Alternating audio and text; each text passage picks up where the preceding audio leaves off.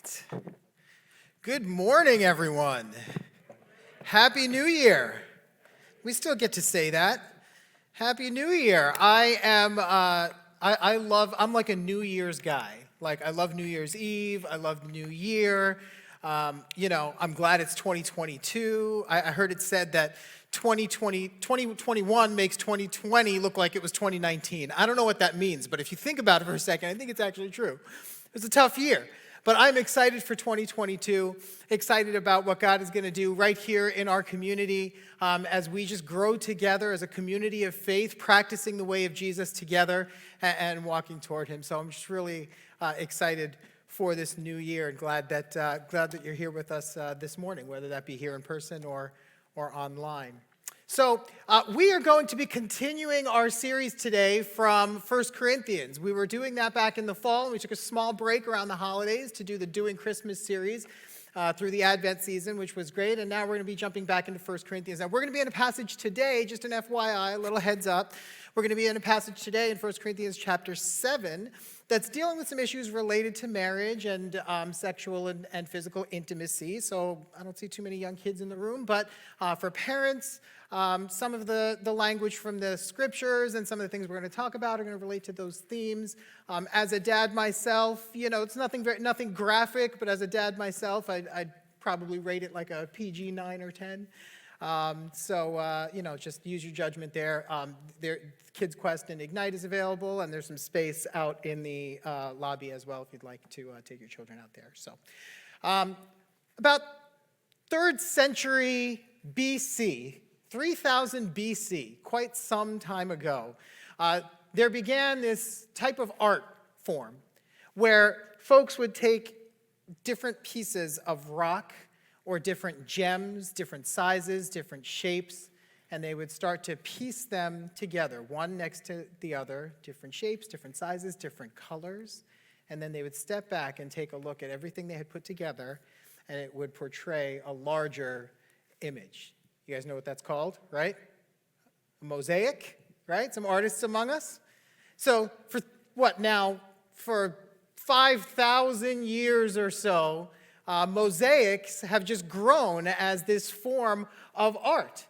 So in 2018, an artist named Andrea Dezzo took a few jagged pieces of glass and of tile, imperfect, misshapen, jagged, just like this that we're seeing here on this screen, and she slowly started to put those pieces together, one after another. And before you knew it, she had developed this beautiful portrait of life. And we're New Yorkers. We have the privilege of being able to see this in a lot of different places because this particular one that Andrea Dezzo built is in our New York City subway system. This is the Lehman College Station in the Bronx, and it's beautiful. And actually, the New York City subways are filled with mosaics. She has several of them throughout various stations, and it's filled with these mosaics. And as we're back in 1 Corinthians today in chapter 7, we're going to be talking about marriage. And the reason why that I show you these mosaics is because we tend to see our marriages, or marriage in general, as sort of a life filled with these various small pieces. Some of them are jagged, some of them are smooth. There's the mortgage, and there's the kids, and there's making dinner, and there's getting into an argument with your spouse, and then there's living in that discomfort for a while. There's reconciling, or maybe sometimes just like sitting on it and letting it think it's going to go away when it doesn't. There's all these different pieces of what make up marriage, and some of them are difficult, and some of them are good and beautiful. But all of these pieces together are painting a larger picture.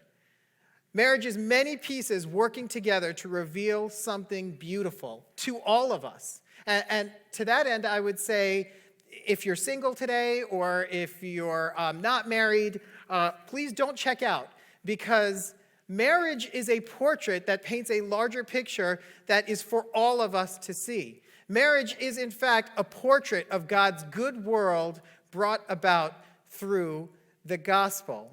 And in Ephesians chapter 5, Paul, who also wrote 1 Corinthians, he refers to marriage as a mystery. We're going to talk about that in a little bit. But those who are in a marriage, those who are actually married, get to experience it, something profoundly and supernaturally beautiful experienced within a marriage. And then those who are around a marriage, so even married couples who are exposed and around other married couples, and singles among us who are exposed to other marriages around them. When you are in the presence of a Christian marriage of two new kinds of humans living in this type of relationship, it's not just another relationship. Your marriage is not just like another part of your life.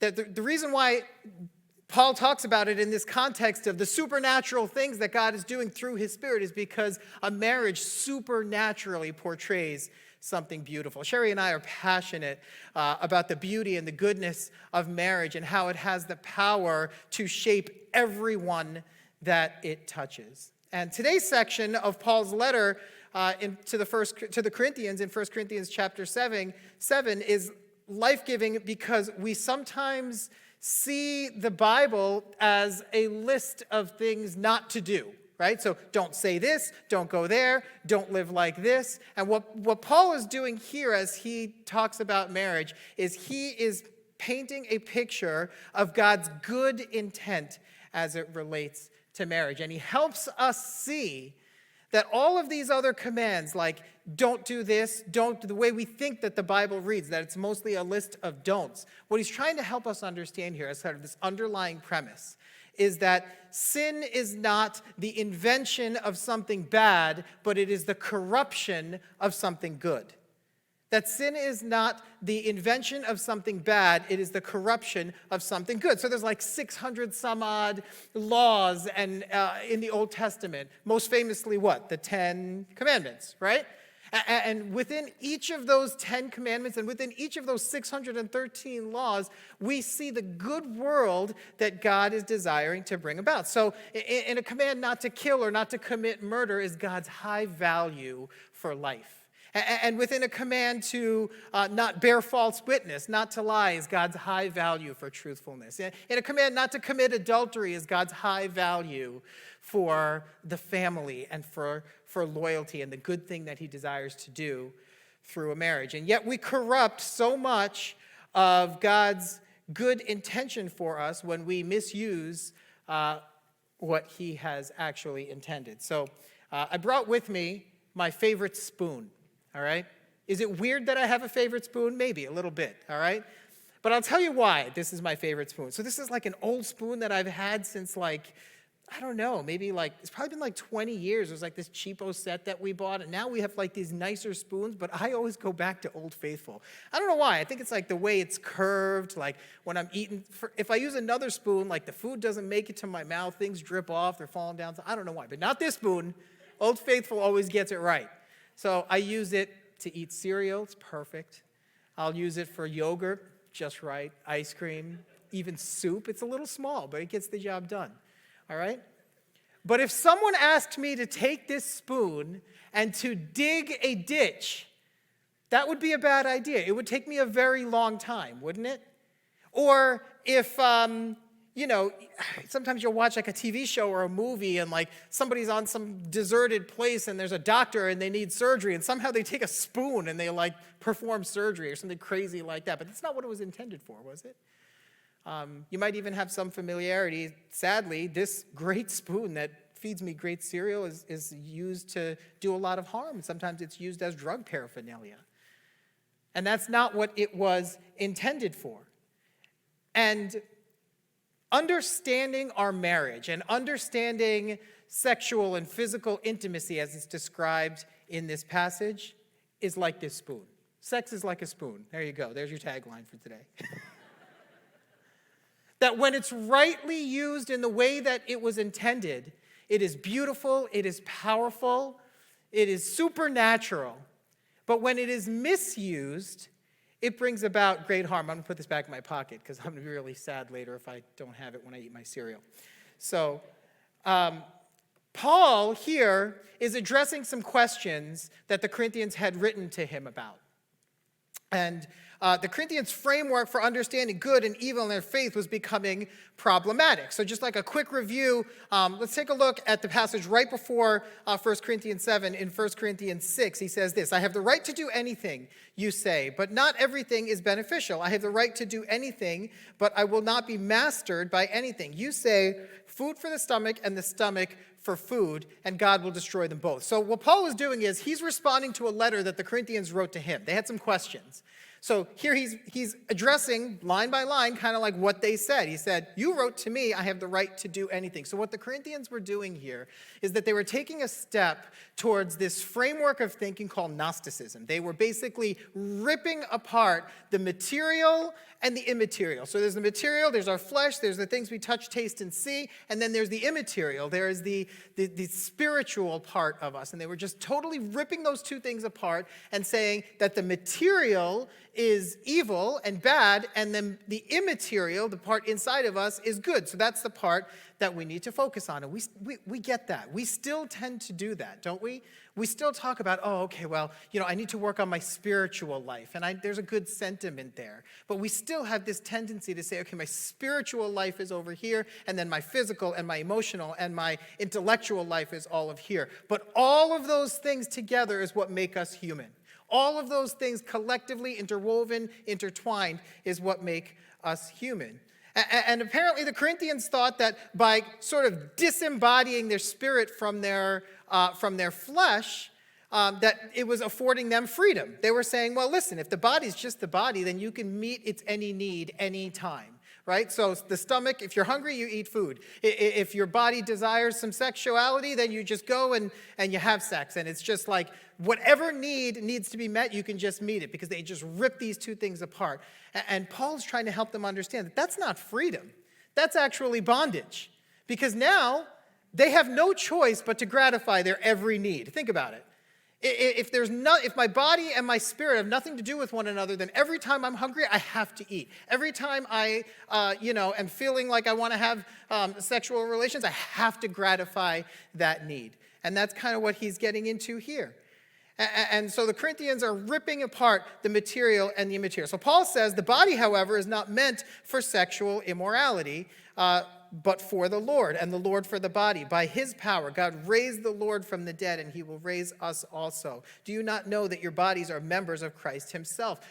See what Paul's doing here? He's starting to bring these two things back together, and he's saying your body and your spirit are interwoven as one. He uses words like God and the Lord, and he relates it to the material parts of us, right, to our actual bodies. Paul is telling them that just as you seek to honor God with your spiritual life, so also honor God with your bodies as well. So Paul is deconstructing this thing where they were disembodying themselves from what is going on inside. And he was saying that physical intimacy and marriage are not separate from one another, and that your body and what you do with your body is not separate from what it is that God is doing in your soul, in your heart, in your spirit, in your emotions, in your intellect. That all of these things are connected. And he really wants to lay this underlying foundation to make that clear. And that really is the foundation that takes us into this positive picture of what he paints of what a marriage is a portrait of. That a marriage, we're going to see, is a portrait of three things. It's at least as Paul describes it in this section. It is a portrait of many things. It is many, many pieces that make up this mosaic. But in this passage, he talks about these three things. He talks about marriage as a portrait of mutual submission, marriage as a portrait of oneness, and marriage as a portrait of transformation. So let's take a look at this together in chapter 7, verse 1. Look at what he says. A portrait of mutual submission. He says, now for the matters you wrote about. Again, he's addressing something that they wrote to him. So like, hey, Corinthians, this is what you said to me. You said, it is good for a man not to have sexual relations with a woman. What he's addressing real quick is this is something we tend to do also. The pendulum had swung completely the other way. So basically, the Corinthians had said, okay, well, you know what, Paul, when you were here with us, you spent 1.5 years here with us, and you helped us plant churches and all that stuff, and you told us about the perils of handling our sexuality loosely. And they swung the pendulum the other way and said, well, if that's the case, maybe we shouldn't have anything to do with this at all. And that's what he's addressing here. He says, you say it is good for a man not to have sexual relations with a woman. And he's like, wait, that's not what he said. He said, since sexual immorality is occurring, so the misuse of sex, using the spoon for the wrong things, since that is what is happening, look at what he says. Each man should have sexual relations with his own wife, and each woman with her husband. Paul restates here what God intended for intimacy from the beginning. Each man should have sexual relations with his own wife, and each woman with her own husband. The beauty and the goodness of the union between one man and one woman in a lifelong marriage covenant as the foundation. Paul is hearkening back to these passages from Genesis chapter 2, verse 24, where the scriptures talk about two becoming one flesh, or even the very, very first commandment in the entire Bible. Do you know what it is? It's Genesis 1:28, be fruitful and multiply. And Paul is hearkening back to the goodness and to the beauty of that original good world. But how so? Take a look at what he says next. The husband should fulfill his marital duty to his wife, and likewise the wife to her husband. The wife does not have authority over her own body, but yields it to her husband. In the same way, the husband does not have authority over his own body, but yields it to his wife. So here's a passage, a portion here, that I think has been immensely misunderstood and misused in a way that is really as horrifying as it can be potentially abusive. So what is this not? What is he not talking about here? Well, I'll tell you one thing. He's not saying that marriage should somehow be used just to fulfill your physical need for sexual intimacy. Because if he were saying that, that doesn't make sense. He just got done telling us in chapter 6 that sexual intimacy is not just a physical thing. He just got done telling us that. So now all of a sudden he's saying, oh yeah, it's just a physical thing, but don't fulfill it out here. Just fulfill it in marriage and then just meet that need, just like stomach for the food and food for the stomach. He's not saying that. He already just got done telling us that there's something bigger here, that there's a bigger picture going on. And instead, he's painting this bigger, beautiful, important picture, part of this mosaic of mutual submission between two people. Husband and wife should fulfill their marital duty to one another. That word duty, the word marital is kind of added on in there. The word in the Greek is just the word duty. And in every other context where it's used in the New Testament, it's not used in relation to a sexual situation. It's used more as to what it is that is owed to another person in all respects. Some translations actually even say, fulfill your affection to the other, because it's not just physical, but it is that as well. And it says the wife does not have authority over her own body, but yields it to her husband, and the husband yields it to her wife. Hey, quick note here. This was groundbreaking stuff at the time. Women were being abused and misused, so it was very normal for something like a woman doesn't have authority over her own body. But to say that a man doesn't have authority over his was groundbreaking stuff at the time. Paul is like super egalitarian, saying every single person matters. And what he's getting at here is that this is an act of willing mutual submission where we lay down our rights for the good of another.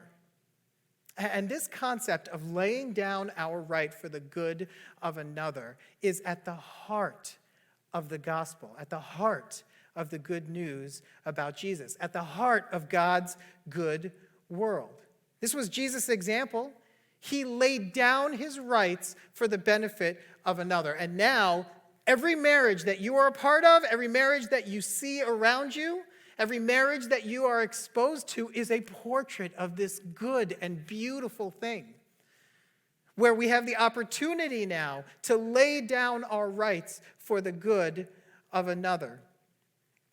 As I said, this has been horribly, I think, misused over the years, where I've heard it used where, first of all, it just takes half the sentence, doesn't even take the whole thing, and somehow uses it to make a wife or a woman somehow responsible for their husband's purity.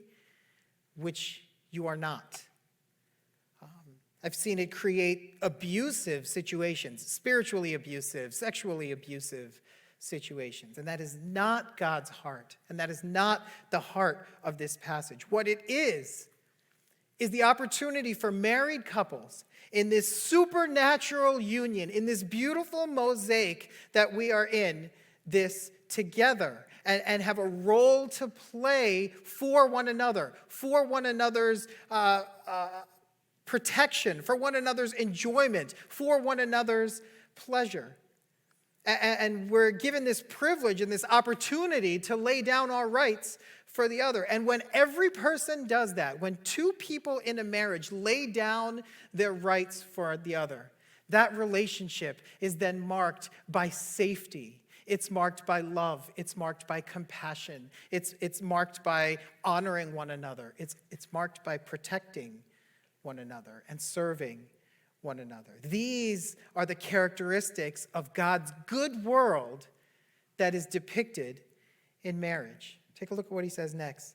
He says, do not deprive each other except perhaps by mutual consent for a time so that you may devote yourselves to prayer and then come together again so that Satan will not tempt you because of your lack of self-control. I say this as a concession, not as a command. The concession being to take that time, without that intimacy. I wish that all of you were as I am, but each of you has your own gift from God. One has this gift and another has that. See, come together again after taking this time so that Satan, the opponent, will not tempt you because of your lack of self-control. And the lack of self-control that he's talking about here, he's not relegating human sexuality to just a physical thing.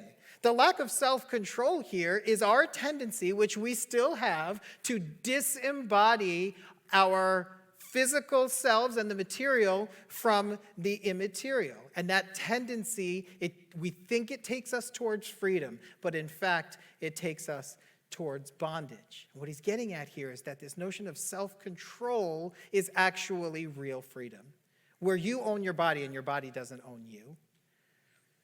We're prone to seeing our sexual need as a mere physical need. But when a husband and a wife join with one another, it is mutual love and mutual submission to one another. So do you only experience this in marriage? Well, Paul starts to touch on, in this next verse, something we're going to address in the next passage. I think Trevor's going to pick that up next week. But he starts to lay the groundwork for that. Look at what he says in verse 8. He says, now to the unmarried and the widows, I say, it is good for them to stay unmarried as I do. But if they cannot control themselves, they should marry. For it is better to marry than to burn with passion. And just a little side note, he says there that it is good to remain married. But the word, he doesn't say it is better to remain unmarried. He said it is good because what he's getting at and what he gets at a few verses down the line in verse 17, we'll see it next week. He says each person should live as a believer in whatever situation the Lord has assigned to them, just as God has called them. That wherever you are in your stage of life, that the stage that you come to God in, it is in fact good. And that God uses you and God uses it in every stage.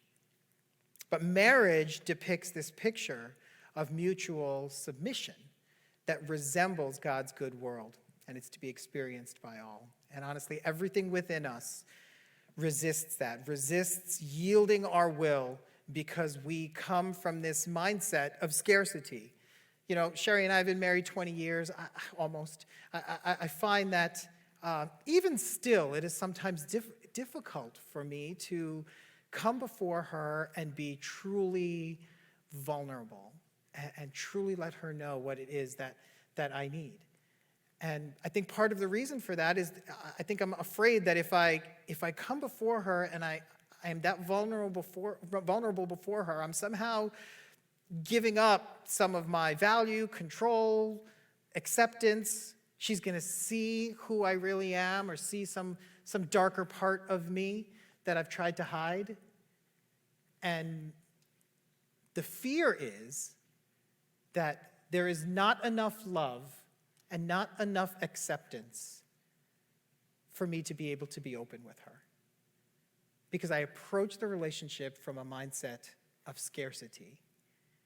And what this picture that is being painted here with this mutual submission is that we are invited now to come before one another the way that God created us to, naked and unashamed. What that means is nothing to hide from one another and nothing to hide from God.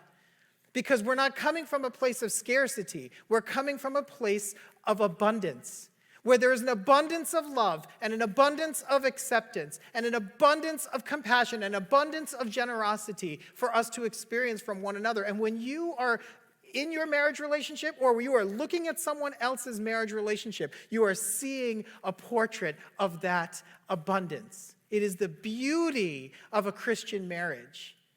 And I know our marriages aren't perfect, but God is in the process of changing us. He is in the process of bringing about supernatural oneness and supernatural transformation. The next two things we're going to take a look at. Take a look at verse 10. To the married, I give this command, not I, but the Lord. A wife must not separate from her husband, but if she does, she must remain unmarried or else be reconciled to her husband, and a husband must not divorce his wife.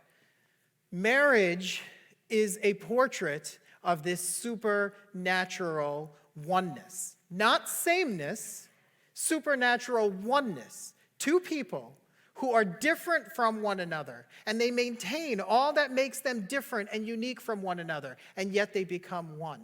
And this is not a concept that we had to come up with, because the eternal God himself is three in one. God is Father, Son, and Spirit. And the Father and the Son and the Spirit are not the same, but they are one. They are unique and distinct persons, and yet they are supernaturally one. And when we go and observe one another's marriages and we lean in towards what it is that he's describing here, this heart towards togetherness, this heart towards oneness, we lean in towards a fuller understanding of what it means to, in fact, be one and reflect the God in whose image we were created. Paul places high value on this togetherness that brings about oneness. This call on the husband not to divorce is a call, especially in the time period, it was a call towards protection. And this call on the wife to stay was this call on the wife towards long-suffering, and it was a call on the wife towards generosity and compassion. And that even in less than ideal circumstances, if everyone is willing, that they are implored to stay. That said, there are circumstances where it is appropriate or even right to separate. And if you are in that situation, know that God loves you. God cares deeply for you. But you can also attest to the fact that that situation was not easy. I'm an attorney. I see ads sometimes from lawyers that say, easy divorce, $450.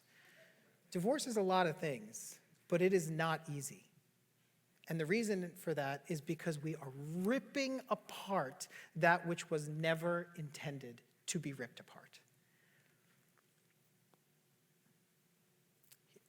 So he says here, to the rest I say this, I, not the Lord. And just a little side note, you can see this a couple times in this chapter where he says, I, not the Lord, or the Lord, not I. All of the scriptures are inspired by the Holy Spirit. So it's not like Paul took off his Holy Spirit hat and he was like, now I'm going to tell you what I think, and then he's going to put the hat back on. That's not what's happening. What he's getting at is there are some things that he's saying that were specifically taught and stated either in the Torah, in the Old Testament, or by Jesus himself. And then there are some things where he's extrapolating concepts that were taught by Jesus himself or by the Torah. And he's just making that clarification, like, Jesus didn't actually say this, but I'm extrapolating something that he did say. So, to the rest I say this, I, not the Lord. If any brother has a wife who is not a believer and she is willing to live with him, he must not divorce her. And if a woman has a husband who is not a believer and he is willing to live with her, she must not divorce him. It's this call, this leaning in towards togetherness, to choose togetherness.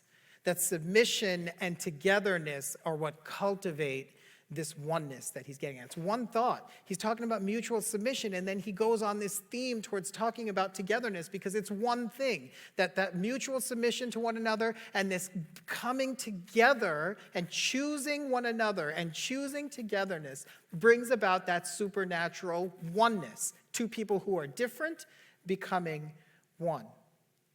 And there's something supernatural when we do take that posture of willingness to come together. In many families, and the longer you've been married, the easier it is to fall into this, where just one thing kind of leads to another, and everyone gets busy, and the husband has A, B, and C on his schedule, and the wife has D, E, and F, and then it just keeps getting more full, and then before you know it, there's like 2 long schedules of different things, and they're completely separate from one another, and then you catch each other at 10:30 at night when you go to bed for 5 quick minutes of, how was your day, as your head hits the pillow, and that's the end of it. And before you know it, a day becomes a week, becomes a month, becomes a year, and it just becomes your existence. And Paul is calling us away from that. We're missing out on the fullness and the beauty and the goodness of what marriage is and this portrait that it portrays. To the people who are in it, this picture of God's good world, and the people who get to be exposed to your marriages, a picture of God's good world.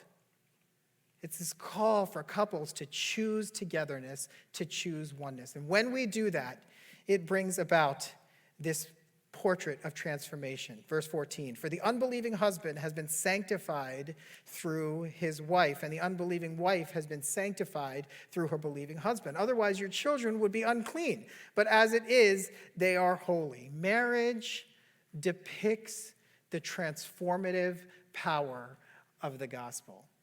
In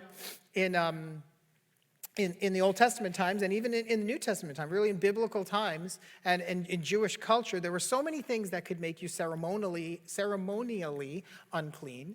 And then there were illnesses and other physical situations that made you unclean. And in Jewish biblical contexts, when a person would touch something that was unclean, their uncleanliness would get onto you. That's the reason why they would cast lepers out of town.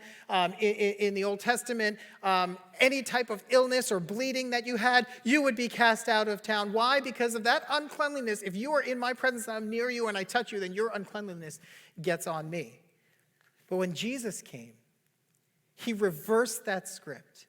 And the good news of Jesus Christ is that he came and he did something that no one else could ever do. Rather than making sacrifices to atone and make that cleanliness and sacrificing animals, he sacrifices himself so that everything that Jesus touches, instead of the uncleanliness getting on him, his goodness and his purity and his holiness gets onto that thing.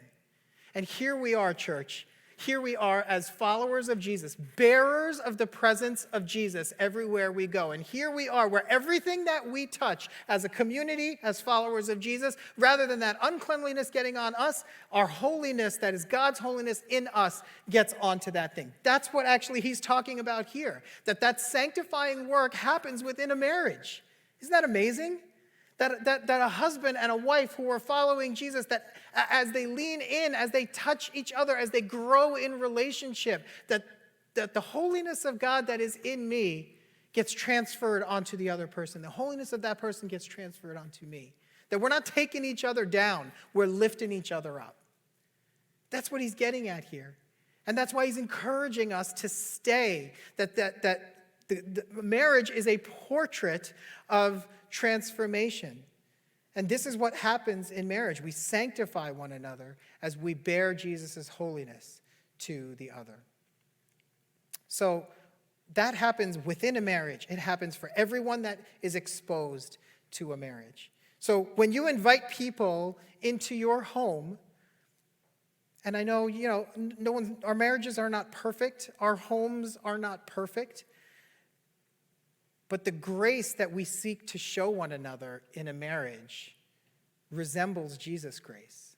And when someone comes into our home and is exposed to a married couple seeking and desiring imperfectly to extend grace to one another, that is something that permeates the space around them, and that in fact makes its way into the hearts and minds of the people that are exposed to it. When you invite people into your home and our kids are not perfect and they don't behave perfectly, but the tenderness that we will choose to show our kids resembles the tenderness of Jesus himself. And when we show our kids that tenderness, imperfectly, I know, But when we show our kids into that tenderness, it permeates the space around us, and it impacts the people that see it. And when you fight and when you disagree with one another and nobody sees it except you and your spouse and maybe your kids and a few other people that can sense that tension. You ever been around a couple that they're obviously in a fight and you know it? That's awkward, isn't it? Yeah, but you know it, okay? But when you're in that space of difficulty, that space of tension, when we choose, as uncomfortable as it is, when we choose to take a step toward one another instead of another step away, when we take a step toward one another, toward grace, toward extending forgiveness, it resembles the grace and the forgiveness that are available to us in the gospel of Jesus Christ, and it permeates the space around you. This passage is not just for married people, because even if you're not married and you're near a married couple, you have the opportunity to see and experience this just the same. And that's what Paul's getting at. This is supernatural power, friends. Supernatural marriage, supernatural union. Our marriages are a portrait of mutual submission. They're a portrait of oneness. They're a portrait of transformation. And all this time, you thought your marriage was just like another thing, right? It's just like another relationship. It's not. It is so much more beautiful and profound than that. We talked about at the beginning how in Ephesians 5, Paul describes marriage as this mystery. Tim Keller said it so well. He says, this is the secret, the mystery that he's referring to, that the gospel of Jesus and marriage explain one another. That when God invented marriage, he already had the saving work of Jesus in mind. It gives you both the power and the pattern for your marriage. So the invitation before us, in the midst of this, there's all this beautiful stuff that God wants to do in our marriages for our benefit, for the good of the other, for the good of everybody that touches it. All these things that God wants to do. And the invitation before us is, are we willing, maybe not even to trust our spouse or trust the people around us, but to trust God enough to surrender, to open up our hands and to submit to one another? Are we willing to surrender our scarcity mindset that says, if I open up and create space for you, there's not going to be enough for me? And would we surrender that scarcity mindset and replace it with the truth, which is that in the good news of Jesus Christ, there is an abundance of love, an abundance of acceptance, an abundance of compassion and generosity that is available to you. And we have the opportunity to enjoy it and experience it from our spouse and from everybody around us as a community. And we have an opportunity to spread that outward to everybody that comes into contact with us. But would we be willing to surrender that scarcity mindset and replace it with the truth of the abundance that's available to us? Would we surrender our guardedness and allow ourselves to be shaped and transformed by another person? That in our togetherness, in leaning in towards what it is that our spouses love to do, love to be, would we lean in and be willing to be shaped by that? Release our desire to control our own space and open our hands and be willing to be shaped by another. It all starts with a posture, a willingness to surrender ourselves before God and say, God, I know you are the one who is not pouring yourself out for me from a place of scarcity, but from a place of abundance. And we can lean in, and our marriages become richer, and our community becomes more powerful and more whole and more healthy as we lean into that together. Amen?